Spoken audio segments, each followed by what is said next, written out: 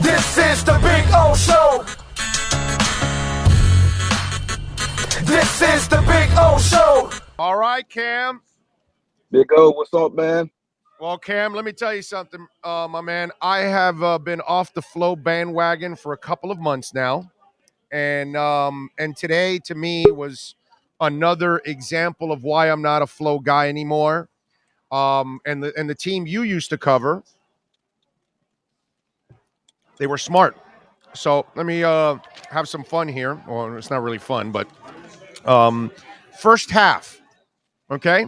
Miami, 3rd and 10 from the Miami 48, 3rd and 9 from the Miami 34, 3rd and 10 from the Miami 14, 3rd and 10 from the Tennessee 27, 3rd and 9 from the Miami 26, 3rd and 10 from the Tennessee 46. Let's go to Tennessee in the first half. 3rd and 10 from the Tennessee 30, 3rd and 1 from the Tennessee 47, 3rd and 6 from the Miami 10, 3rd and 2 from the Miami 26, 3rd and 7 from the Miami 42, and 3rd and 1 from the Miami 34. So, in a game where Duke Johnson early on punched it out and actually got some good runs, early, healthy runs, they disappeared. They stopped giving him the ball. Meanwhile, Tennessee was smart. They know they don't have a quarterback that can carry them. So they unleashed Freeman. They put manageable third downs. And I know Tua was terrible today. I'm not making any excuses for Tua today. He was bad. But, dude, you kept putting him in 3rd and long. And in a game where the elements were a factor and all of that, you should have run the ball a little bit more. And you were having some success early on. Why not try to make it the same kind of game Tennessee did? Manageable third downs. Let your quarterback do something that's a lot easier than playing 3rd and long on a consistent basis against that defense. Oh, they don't have the talent, they don't have the personnel to do what you want. Like I'm with you. I wish they would have had a lot of the same style, but I was watching this game and I kept thinking there's nothing the Dolphins can do up front to change this game because their offensive line is terrible. And, we saw some successful runs with Duke Johnson, but too often it was run, pass, 3 and out, right? So that's the type of offensive scheme that we criticize them for, in the Changale era and previous eras. We want them to switch it up, right? Not just run the ball, and then pass the ball. So we can't call it both ways. So to me, I looked at this game plan. I looked at the team that just got beat because, one, they were outcoached. 2, they had out-talented. And 3, they were a team that could not handle the adversity. And this time, I'm talking about the weather. I'm talking about they got the dominated. field conditions. They got it was just a complete domination. Coaches, players, ability to handle adversity all around. So, I don't look at it as like, hey, if they ran the ball more, they would have won. No, maybe they scored 3 or 6 more points, but they still get their ass beat, regardless of how much they run the ball. They ran into a team that was tougher than them, that was better than them, that was better coached than them. And this really is a game kind of like the Bills game last year. It feels like the Bills game that ended the season last year was just a complete beatdown that crushes all your hope and sends you into the offseason figuring out, like, man, we really weren't close, were we? And I think this team, particularly on offense, has to understand they're not close. Their defense is good in the stint, but this offense, there's a lot of issues to be fixed. And I know a lot of things are going to be on the quarterback. A lot of people are going to ask the obvious question, do they need to replace Tua? And I think there's a time in the offseason to have that conversation. But I think that when you look at this offseason offense, outside of Jalen Waddle, there's nothing I feel good about consistently. No, and listen, in theory, I love what you're saying. I agree with it. The only thing I don't agree is that early on you did have a couple of runs and then you just didn't keep trying to run the ball. And that was my problem because you look at early on and 1st and 10, you start with a pass. And then 1st and 10 from the Miami 37, you start with another pass. And then you got Duke Johnson up the middle for 16 yards, right? Then he goes no yards on the next gain.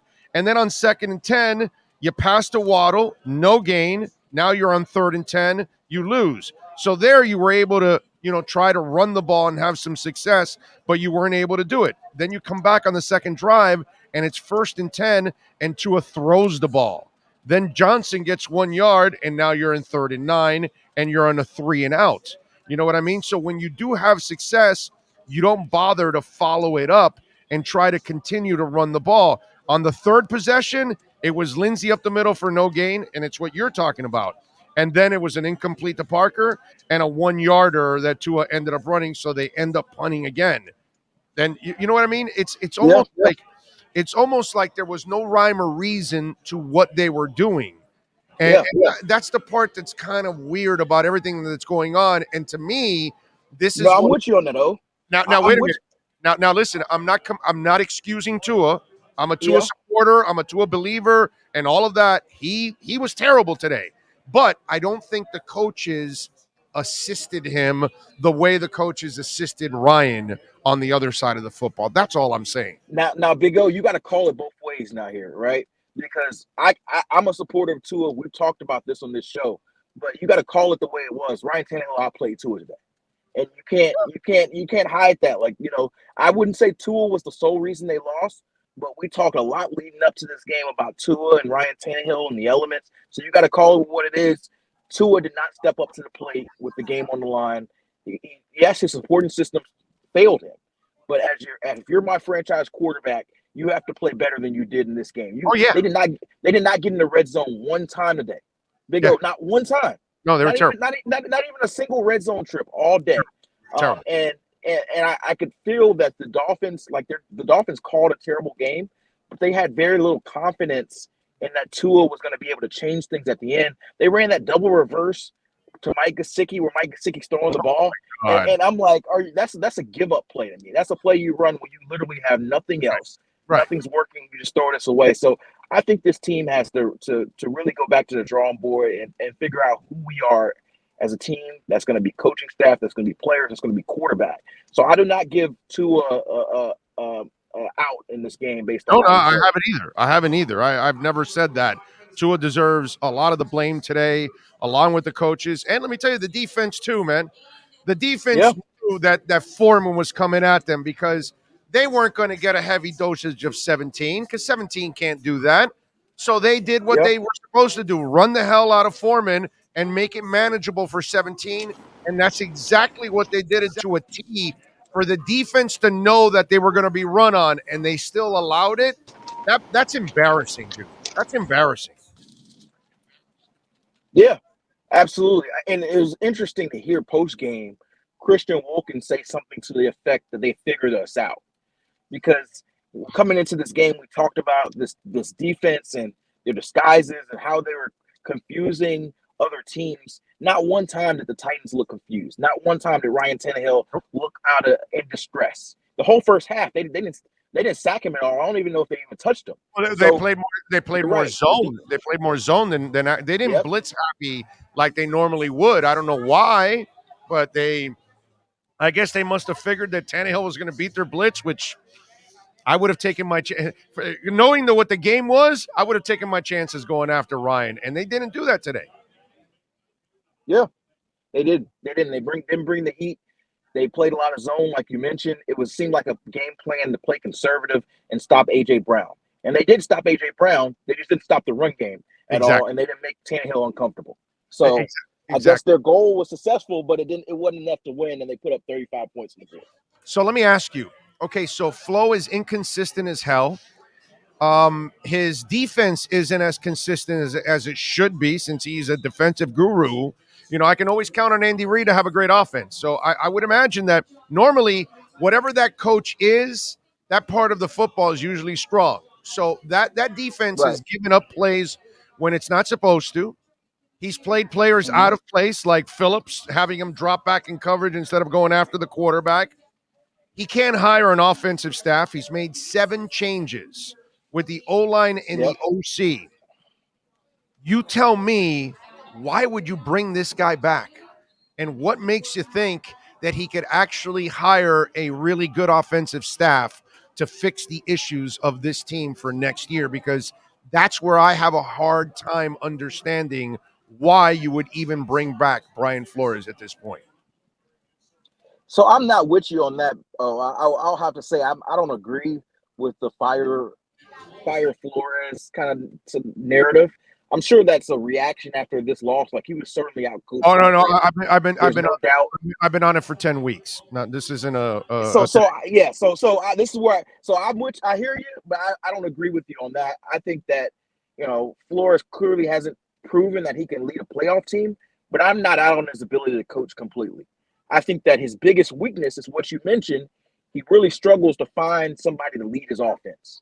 So And wait a minute, can right that there. be fixed? Can that be fixed? Right. Can you be a good head coach without being able to hire a good offensive coordinator? No, you cannot. You don't think they are? No, I can separate the two. My brother, the guy you just left, his offensive coordinator became a head coach. So it's not about hiring one good offensive coordinator, one good offensive line coach, and one good quarterbacks coach, which they don't have any of those. It's about replacing those over and over and over again. That's what great head coaches do. They're great delegators. This guy can't get it right once. So that's the part I don't understand when I bring this up to everybody, and most people are hesitant. Most people aren't going to be like me. I get it. I understand. But nobody can make up a decent argument to say he can fix it when it's obvious he can't. In 3 years, dude, he's made 7 changes. So how can he fix this? I don't have an answer for you. I honestly don't. I wish I could. I wish I could lie. I wish I could lie to you, Flo, and say he could do Big O, and say that he could do this. He could do this, and he fixes it. I don't have an answer. I don't know if he can because I've seen him 3 years, 3 different offensive coordinators. You want a new offensive coordinator, which is fine, but are we confident that the fourth guy is going to be any better than the previous? Oh no. So, I've given up on that already. He can't. I don't think. So the idea of change for change purposes to me isn't.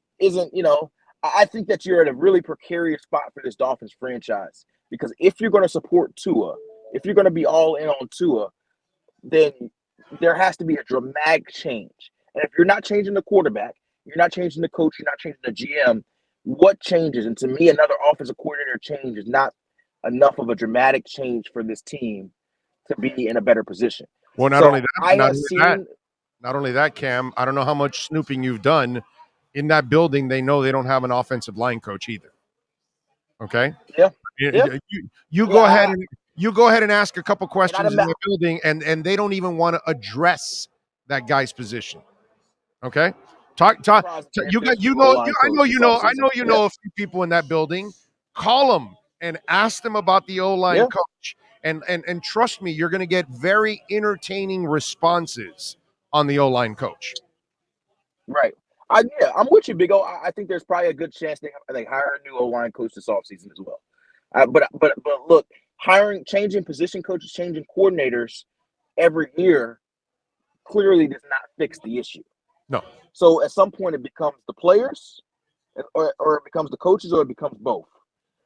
So I think there has to be some sort of decision because this is the second year in a row that they've gone out horribly.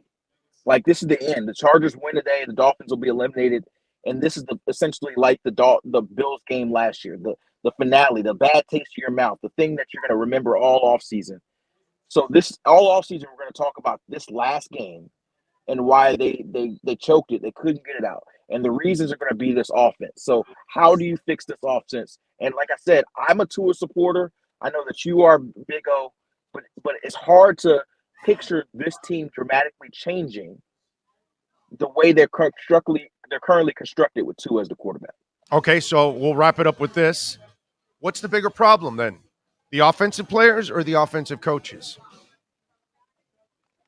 I think it's the offensive players.